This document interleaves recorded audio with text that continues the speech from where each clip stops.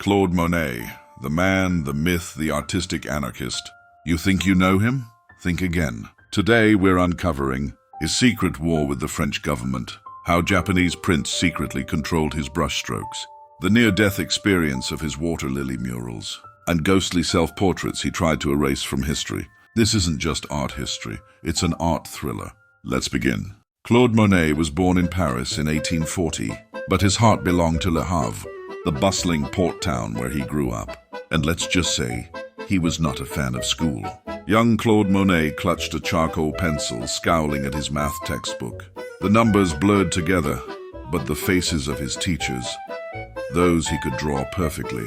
By 15, his caricatures of grumpy professors were so popular, locals paid 20 francs per sketch. His father groaned, "You'll take over the grocery." But fate intervened when artist Eugène Boudin saw his work and declared, "Forget groceries, come paint the sea with me." Boudin introduced Monet to plein air painting, art done outdoors under the open sky. And just like that, Monet fell in love with light, nature, and capturing fleeting moments. Under the open sky, Monet discovered light, waves, and a truth. Rules were meant to be broken. In Paris, Monet enrolled in art school and immediately hated it. The Academy wanted perfect polished history paintings. Monet.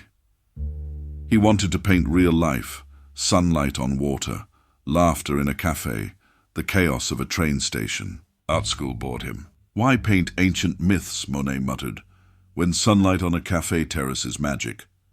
He befriended Pierre-Auguste Renoir, Edouard Manet, and Camille Pissarro, fellow rebels who'd rather starve than conform.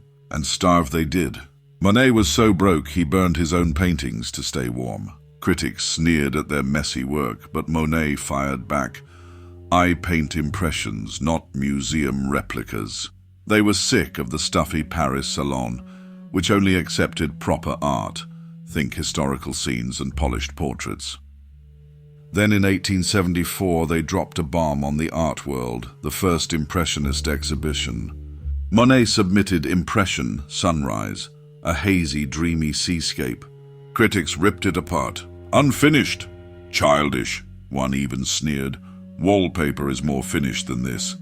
But that insult, Impressionism, became their badge of honor. Monet didn't just ignore the haters, he proved them wrong. And just like that, the term Impressionism was born as an insult. But Monet and his crew, they owned it. They were rebels with brushes, breaking every rule to paint life as they saw it, vibrant, messy, and alive. Behind the canvases, Monet's personal life was far from a fairy tale. His great love, Camille Doncieux, was his muse. But their life was marked by poverty and tragedy. Monet's wife, Camille, posed patiently as he painted her in shimmering silks, La Japonaise. But happiness faded when Camille fell ill. On her deathbed, Monet painted her one last time in strokes of grief-stricken blue. When Camille died at just 32, Monet painted her on her deathbed in a haze of grief and blue. Heartbroken, he threw himself into work. Then, in 1883, he discovered Giverny, a sleepy village where he'd create his greatest masterpiece, not on canvas but in nature itself. In Giverny, he committed the horticultural crimes of smuggling Japanese water lilies by bribing customs officers, disguised Japanese cherry trees as medicinal specimens to avoid import taxes, diverted a river which enraged farmers, built a bridge copied from Hokusai prints. Letters to his gardener show that Monet demanded more rare species, whatever the cost. So Monet didn't just paint gardens, he designed them. He imported exotic plants, dug ponds, even diverted a river for his famous water lilies. His neighbors, furious, they accused him of corrupting the landscape with his strange flowers. But Monet didn't care. He was rewriting the rules of art again. "My garden is my masterpiece," he declared. "Lawyers be damned." So when he diverted the river Epte, the local farmers raged. They accused him of hoarding water during a drought and disrupting agriculture. The government sided with them and ordered Monet to stop construction. Did Monet back down? Absolutely not. He used his growing fame to bribe officials, hired lawyers, and after years of legal battles got his way. The result, the iconic lily pond we know today. Monet's art has a hidden fingerprint, Japan. In the 1860s, Paris was obsessed with Japanism, and Monet went all in. He collected 231 Japanese prints, some bought for just a few francs. Today they're priceless. Their influence everywhere. Flat planes of color, like Hokusai's waves. Unusual cropping, no more centered compositions. And that famous green bridge in Giverny, straight out of a woodblock print. Even his wife Camille posed in a kimono, La Japonaise, though Monet later hated the painting, calling it too commercial. Fun fact, he traded his own paintings for rare prints. A single Monet sketch could have bought him a Hiroshige. Monet not only faced poverty and the death of his first wife Camille, and he also had a secret eye problem. Yep, in his later years, Monet developed cataracts, blurring his vision. But did he stop painting? Nope. Instead, his colors grew bolder, almost abstract. Some say his famous water lily series, those dreamy, swirling ponds, were influenced by his fading sight. He even refused surgery at first, fearing it would change how he saw color. Talk about dedication. By his 60s, Monet was the king of Impressionism, but his world was literally fading. Cataracts stole his vision, warping colors into murky reds and yellows. As bombs shook Monet's studio in Giverny, shrapnel littered his garden. Yet half-blind from cataracts, he painted feverish murals, threatening to burn them if Germans advanced. Monet's final masterpiece, the Grande Décoration, giant water lily murals for the French state. But in 1914, World War I erupted. German troops were 30 miles from Giverny. Monet, nearly blind and terrified his life's work would be destroyed, wrote to the government, "If they reach Giverny, I'll burn my canvases rather than let them fall into enemy hands." Miraculously, France held the line. Monet worked obsessively through artillery fire, finishing the murals in 1926, just before his death. Today, gardeners still dig up bullet casings near the lily pond, shrapnel fragments in the iris beds, and trench mud in his paint, proven by spectral analysis. But the drama didn't end there. After his death, the murals were almost lost to neglect, stored in a damp basement until the Musée de l'Orangerie saved them. Irony? Today they're considered France's Sistine Chapel. Doctors begged him to get surgery. He refused, terrified it would change how he saw light. When he finally agreed, he hated the results, complaining the world looked too blue. Yet in his blindness, he created some of his most radical work. Giant, swirling water lily murals where reality melts into pure emotion. Was he losing his sight, or seeing deeper than ever? Monet didn't just paint, he engineered light. His tricks? Broken color, layering unmixed paints so they blend in the viewer's eye. Shadow blues, using cerulean and violet, not black, for shadows. Series painting, capturing the same scene at different times, like his Rouen Cathedral series.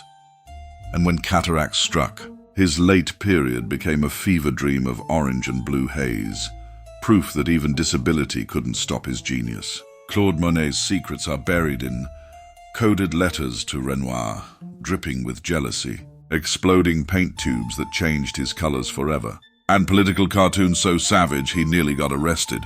Monet didn't just write letters, he waged wars with ink. In 1886, he wrote to Pissarro, "Degas is a genius, but God, what a tyrant." To Renoir, "Your new style is too polished. Where's the wildness?" To Cézanne, "Ignore the critics, we're the future." Cézanne later called Monet just an eye, but what an eye. To his paint supplier, "The ultramarine is wrong. Send new tubes or I'll find another supplier." The shadiest moment? Monet bullied dealer Paul Durand-Ruel into only promoting his work by threatening to switch galleries. Monet didn't just paint, he altered chemistry. His quest for the perfect light led to cadmium yellow, a toxic new pigment that made his sunsets glow and may have poisoned him. Cobalt violet.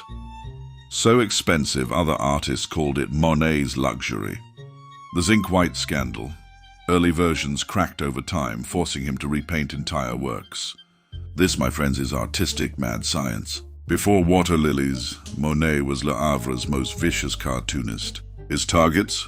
Corrupt politicians sketched as fat pigs, the church mocked in clerical drag, and even his own art teachers, doodled as donkeys. why it matters. These cartoons, signed O. Monet, were so controversial his father burned several to protect the family name. What if the father of Impressionism was almost silenced as a meme lord? Monet hated painting people, but recent scans prove he hid himself in plain sight. Under La Grenouillère, a self-portrait lurks in the water's reflection. Beneath Camille in green dress, Monet's eyes peer through the foliage, and in the walk, Argenteuil, infrared shows his signature beard painted over. Why? Experts think Monet feared criticism, or maybe wanted to haunt his own art. Say hello to Phantom Monet. Monet spent his final years in Giverny, cultivating his legendary garden like it was his greatest masterpiece. He wasn't just painting nature, he was designing it, shaping every flower and reflection to inspire his art. Wrapped in blankets, Monet squinted at his water lily murals. "They're failures," he rasped. He was wrong. When Monet died in 1926, he left behind a revolution. Without him, there'd be no Van Gogh's swirling skies, no Pollock's wild splatters, no modern abstract art. He taught us to see the world differently, not as it should be, but as it feels in a single shimmering moment. He taught us to see the world not as it is, but as it feels. Today, his gardens at Giverny still bloom, his water lilies still mesmerize, and his name, synonymous with beauty itself. So next time you see sunlight dancing on water, remember, you're seeing the world through Monet's eyes. And that's a gift more precious than any masterpiece. Monet died thinking his murals were a failure. Today, they're priceless, and those childish impressionist techniques, the foundation of modern art. After his death, France built a museum for his so-called failed murals. Here's the kicker: Monet's rebellion won. Today, his mule sells for $110 million. His garden is a pilgrimage site. They put him on French money, and critics who mocked him were forgotten. But the biggest twist, Monet never signed his later works. Why? Because he knew. The light is the signature. Today, Monet's ghost lingers in every Instagrammed lily pond, every sunset filtered with impressionist warmth. Every artist who dares to break rules. His final words?